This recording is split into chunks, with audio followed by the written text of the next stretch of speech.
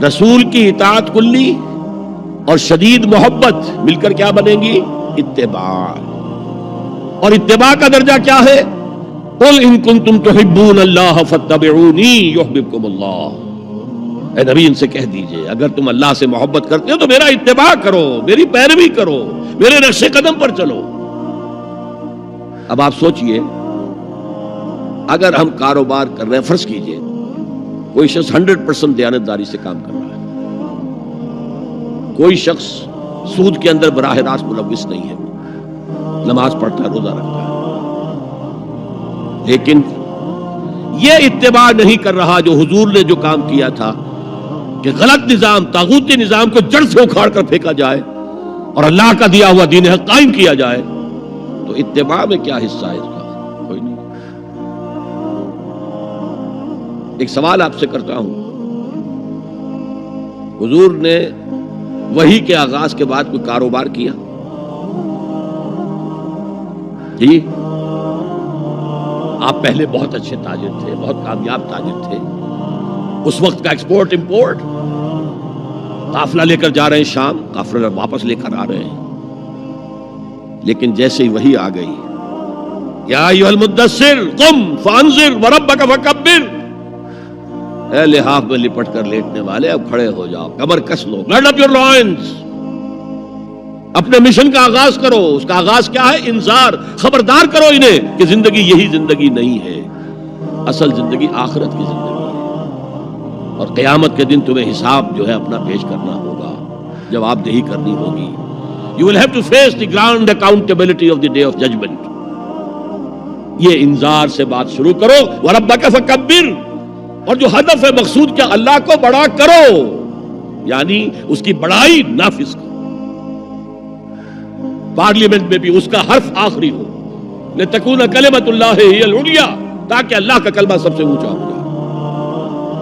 یہ نہیں کہ صاحب ہمارے تو 60% لوگوں نے یہ رائے دے دی، بس اب ہم نہیں جانتے کہ قرآن میں کیا ہے یا کسی اور آسمانی ہدایت میں کیا ہے، تورات میں کیا ہے، انجیل میں کیا، ہم نہیں جانتے. اگر ہم اس کے خلاف جد و جہد نہیں کرتے تو اتباع میں کوئی حصہ نہیں ہے. جو اطاعت تھوڑی بہت ہم کر رہے ہیں وہ بھی جزوی ہے، کلی نہیں ہے. اسی لیے دنیا کی رسوائی وہ تو ہمارے ماتھے پر لکھی ہوئی ہے، ضربت علیہم الذلۃ والمسکنۃ وباؤوا بغضب من اللہ. آج ہمارا حال یہ ہے. تو اتباع رسول، محبت رسول کا تقاضا وہی جد و جہد کرو، وہی جد و جہد کرو. اسی کا نام جہاد فی سبیل اللہ ہے. بدقسمتی سے خود ہم نے غلط انٹرپریٹیشن جہاد کی ہے، جس کی وجہ سے دشمنوں کو موقع ملا. جہاد کے معنی جنگ، حالانکہ جہاد کے معنی تو جنگ نہیں ہے. جہاد جد و جہد کا نام ہے، کوشش. جہد کے مقابلے میں آئے گی تو وہ جہاد ہے. جہد یک طرفہ ہے تو جہد ہے، اور دو طرفہ ہو رہی ہے، رسہ جو ہے آپ ادھر کھینچ رہے ہیں وہ ادھر کھینچ رہے ہیں، یہ جہاد ہے. آپ توحید کا پرچم اٹھائے ہوئے ہیں، توحید پھیلا رہے ہیں، وہ شرک پھیلا رہے ہیں، یہ جہاد ہے. کوئی مغربی ڈیموکریسی چاہتا ہے، کوئی سوشلسٹ ڈیموکریسی چاہتا ہے، ان کے درمیان رسہ کشی ہوگی کہ نہیں ہوگی؟ یہ جہاد ہے. قتال تو جہاد کی 9 منزلہ عمارت میں جا کے 9ویں منزل پر قتال فی سبیل اللہ، اور یہ دونوں قرآن کی اصطلاحات ہیں. ہم نے جہاد کو بھی جنگ بنا دیا، تو پھر تو اب ہر شخص کو قرآن میں جنگ ہی جنگ نظر آئے گی. جہاں جہاد کا لفظ آیا جنگ، جہاں جہاد کا لفظ آیا جنگ. اسی سے تو ان کو موقع مل گیا.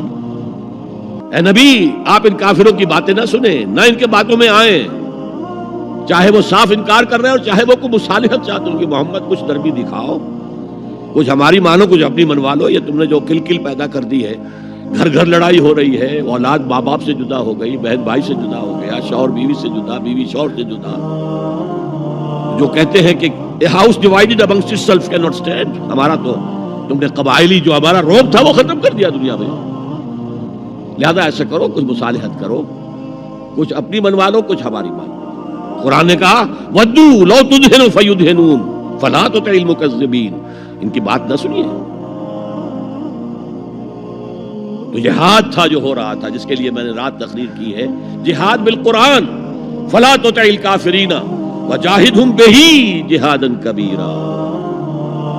یہ سورہ الفرقان کی آیت ہے نمبر 52. اور شروع کیسے ہوتی ہے سورہ الفرقان؟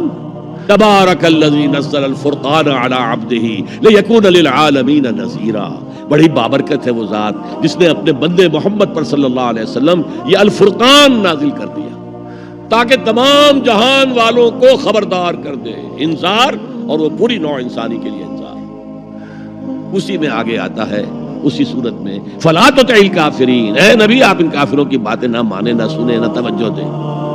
وجاہدہم بہ، اس قرآن کے ذریعے سے جہاد کیجئے. 12 برس مکے میں قرآن کے ذریعے سے جہاد ہوا ہے.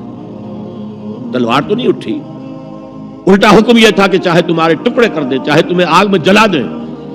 You don't have to raise hands even in self defense. کفوا ایدیکم، اپنے ہاتھ بندھے رکھو، روکے رکھو، کوئی جوابی کارروائی نہیں. 12 برس. This was the order of the day. یہ جہاد بالقرآن، اس جہاد بالقرآن کے ذریعے سے لوگوں کو کھینچا گیا. پھر بیعت لے کر ان کو منظم جماعت بنایا گیا.